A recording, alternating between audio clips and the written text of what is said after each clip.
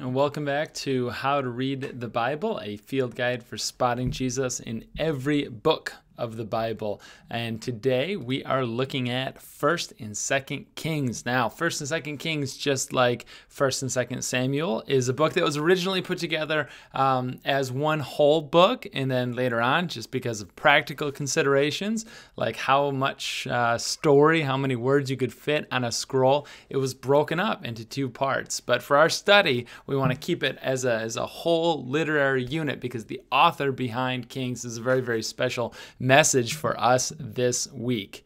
All right, let's check out 1st and 2nd Kings. This is going to be important why we're doing this study. I've been including these kind of quotes about the Bible. Is that all this was from Eugene Peterson.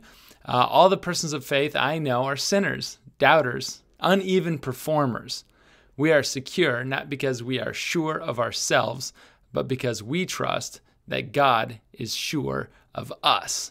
I love that quote, and as you'll see in Kings especially, it's going to be important. So if you're watching this in a group setting, here's your overview. Talk about 1st and 2nd Kings. What do you know? What happened? Who's in it? Probably a king or two. When did it happen? List as many facts as you can, and you can go ahead and hit pause. All right, welcome back. We are going to look at Kings. The theme of this is a 500-year experiment of kings crashes and burns, yet God remains faithful. I like that theme because remember throughout the story so far, remember Judges and Ruth took place in Judges. In those days, Israel had no king. Everybody did what was right in their own eyes. And then in Samuel, they finally get Samuel, a prophet, who anoints the king, Saul, and then David. And we heard that one last week. All these videos, remember, are stored on YouTube, and so you can go ahead and check out 1st and 2nd Samuel last time, and now we're in Kings, and where we see just this whole line of kings. And spoiler alert, listen, it crashes and burns. That is not a pretty story, yet God remains faithful. All right, let's check out a summary of 1st and 2nd Kings. Originally, remember, it's just kings separated due to scroll length. David unifies the tribes into a kingdom. We heard that one last time with 1st and 2nd Samuel, and Kings tells the story of what happens next, all the kings. It's really important to remember the key pull verse from last time, 2 Samuel chapter 7, where God makes this unilateral promise to David and said, hey, you are my guy. Through your line, every nation on the planet is going to be blessed. Specifically, we see two promises, is that number one, God's kingdom is going to reign and rule over the nations. And number two, that his promises to Abraham are going to be fulfilled. Now that was the promise in 2 Samuel. And it looks like that's not going to come true, but hang in there. 1st and 2nd Kings tells the long line of kings after David who failed, crashes and burned, failed to make good on that promise. In fact, they did it with style. I mean, they just epically failed to make good on the promise, to make good on the covenant of ruling over the nation and fulfilling the promises to Abraham. All right, let's check it out. There's 5 parts to the story of 1st and 2nd Kings, and I just kind of wanted to section them off in like subparts and give each one a title for you. So check it out in part 1. This is 1 Kings 1 through 11. This is Solomon's reign. Remember, Saul, David, then Solomon was David's son, the third king and actually the last king of a unified Israel. So the book of Kings opens with David's final words, his call to remain faithful to God no matter what. And then Solomon has this beautiful, he asks, one thing of God. It could be riches, it could be anything you want, but he asks for wisdom. And so we're like, this is hopeful, right? There's this cool time of building the temple. The temple is built, and it's described as having gold, fruit trees, cedar. It's interesting how the temple language is actually Eden language, the Garden of Eden, paradise, because that represents God's dwelling place here on earth. And so we have this king introducing the presence of God in the center of the nation. I mean, we're all very, very hopeful. And then almost immediately on the heels of that, the kingdom just completely falls apart. Solomon uses that big brain of his and all that wisdom to go ahead and marry hundreds of wives throughout the nations for political gain. He had like 300 wives, 700 concubines. He gets kind of a rap for that, but it has less to do with a sense of promiscuity as it does maybe political or I'd probably say theological, spiritual promiscuity, just binding himself to every other nation around him. Solomon has this massive amount of wealth, this huge army. He introduces slavery to the people. Now, Deuteronomy, that's a typo. 17 there provides this guidance for kings. Solomon breaks every one of these guidance for kings. And the way that part 1 in Kings ends up, Solomon's reign, is he's basically more like Pharaoh than he is like his dad David, which is really kind of a sad state of affairs. Right? Because Pharaoh was what they were just coming out of, the land of Egypt, the land of slavery. And now Solomon is basically Pharaoh and not David. So that's part 1 of Kings. Part 2, we see the nation splitting in half right after Solomon.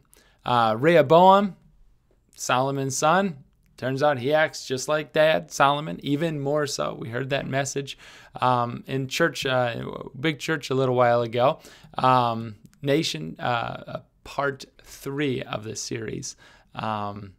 Your future self will thank you, on how to get advice or when you want to know the will of God right now. Nation splits in 2. Now the 2 nations, there's the capital cities, sometimes they're referred to as Jerusalem on the south, nation of Judah, Samaria in the north, nation of Israel. Okay, the nation splits, that's part 2. Part 3 is the kings and prophets, I called it. So we have this like kind of back and forth evaluation of kings. There's the prophets kind of doing their thing. There's always this marker of, they were a good king, or he did more evil in the eyes of God than anybody else, or he was a bad king for whatever reason. The criteria that's used to determine whether or not a king in 1st and 2nd Kings was good or not was threefold. Number 1, worship the God of Israel alone. Number 2, rid Israel of all his idolatry. Number 3, faithful to the covenant. Scorekeeping time. The northern kingdom goes 0 for 20. That's bad. The Lions never even had that bad of a record. That was a football joke. There's only 16 games in a season, so they couldn't have that bad of a record. Southern tribes, well, they can do a little bit better, 8 for 20. But if anybody's out there taking an exam coming up, 8 for 20 is not super good. But we introduced this role that seems to be a permanent fixture now. In addition to kings, there's also a prophet. Prophets are important because prophets aren't future tellers or fortune tellers. You can think of them as forth tellers. Prophets speak on behalf of God. They call out idolatry and injustice, and they challenge Israel to be obedient. Sometimes you get this sense like prophets are future tellers because they tell the kings, hey, listen, if you don't, get your act together, it's all going downhill. Well, no, it's not so much a future telling as it is, hey, I'm just telling you what God told me.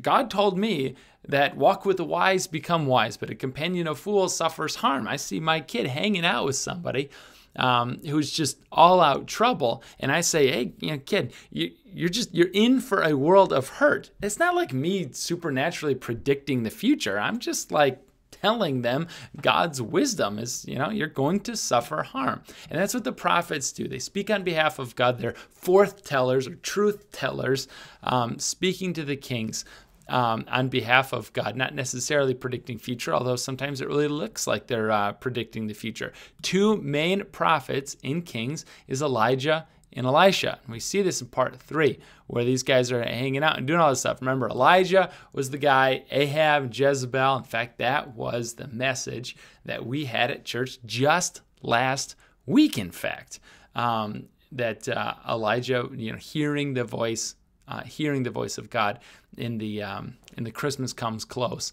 part 2 series. All right, Elisha, twice the authority he asks for, and it's interesting that the Bible in Kings actually spells out. Elisha takes over from Elijah, and he says, what do you want? Well, I want to have twice the authority as my predecessor Elijah, and God seems to have done that.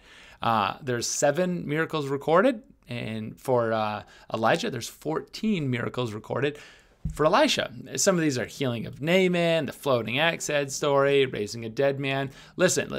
Elijah and Elisha get a lot of play, right? There's a lot of like really fantastic stories, and like the amount of chapters that are dedicated to these two, especially in relation to the kings that they're serving and they're regularly speaking to. Elijah and Elisha often get viewed as like heroes in the Old Testament. But listen to me, this is so important.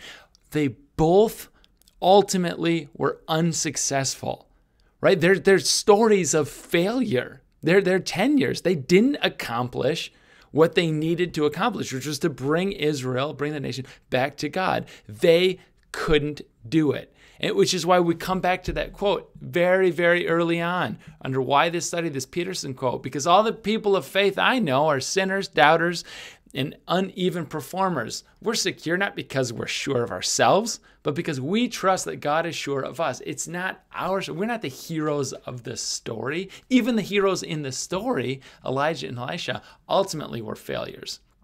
All right, so we come back to part 4.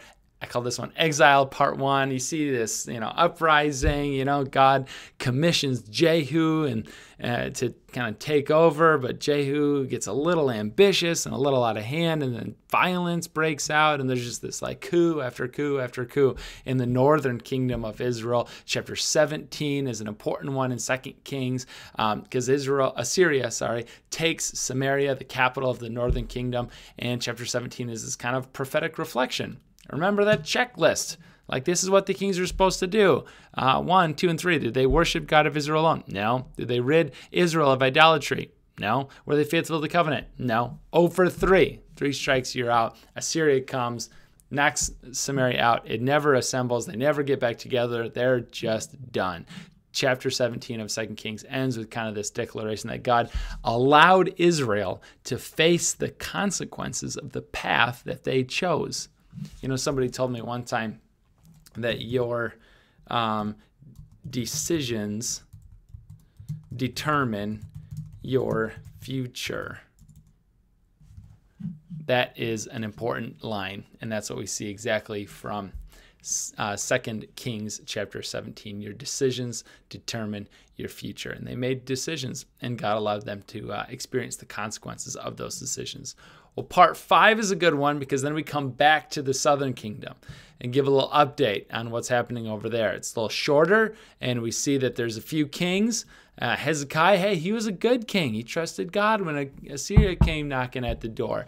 Josiah discovered these scrolls. The temple, he discovered the Torah, and he's like, hey, we need to follow this. We need to get back on track here. And he instituted all of these reforms. It's such a great story, but sandwiched in between those, Manasseh.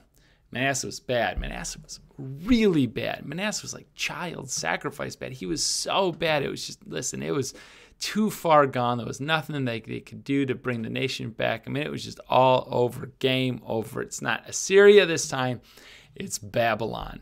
Takes the royal line, David's whole line, his whole family, into exile in Babylon. And you just have the story of Daniel that picks up from right after that. Question: what in the world is all this about? Like, I thought God was supposed to, David, from your line, somebody's going to be king forever and ever. And the story ends with, exile? What kind of story is that? That's a terrible, terrible story. 2 things. Number 1, it's the point of the story. See, we're going to get into Chronicles next time. Chronicles covers the same time period, but from a different vantage point for a different purpose. The purpose of Kings was written to the people in exile, asking them or answering the question, how did we get here? Kings was written to a people in exile who are wondering, why did all of this happen to us? Well, this is why. You didn't listen to God. You chose yourself every single turn, and now you're experiencing the consequences of your decisions. That's number 1. Number 2 is an epilogue. 2 Kings 25, the last paragraph in the entire 1st and 2nd Kings scroll joined together. You see, in this final paragraph, it takes place 40 years after exile. You got this guy Jehoiachin, or maybe Jehoiakim, and he's in prison. And Marduk, who's in charge of Babylon, all of Babylon, promotes him up from prison, gives him some fresh clothes to wear, sits him at a table of the rest of the kings in the land, and for all his days he eats and drinks with King Marduk at the king's table in Babylon. Just a tiny glimmer of hope in a very, very dark story. Just enough, though. Just enough to leave the door open to say, even though we failed, crashed and burned on this 500-year king's experiment, maybe God will still be faithful, even though we were not. Key passage in Kings, 2 Kings 17. This is when Assyria came, knocked the first northern nation off the planet. The Lord rejected all the people of Israel. He afflicted them and gave them into the hands of plunderers until he thrust them from his presence once and for all. All right, so where is Jesus in all this? Remember, after all this study is a field guide spotting Jesus. The only solution to the human problem of faithlessness is a human who is entirely faithful. So make no mistake, the problem is that the kings, even the prophets, would deviate away, would become faithless. And the solution to faithlessness is a human who is entirely faithful. And that's what we see in Jesus. He fulfills both of the roles of prophet, speaking on behalf of God in his teaching especially, and king, ruling and reigning at the right hand of God the Father forever and ever. All right, some group questions and even an action step. I am going to leave these on the screen for a little while, and you can go ahead and have a look at them. Thanks for joining me for this study in 1st and 2nd Kings. Remember, we're going to look at Chronicles next time, which is interesting, the interplay between these two things, especially when they record some of the facts, some of the details of the story a little bit differently, and it kind of opens up some questions on how in the world we trust the Bible. All right, guys, thanks so much for hanging out today. We'll see you next time.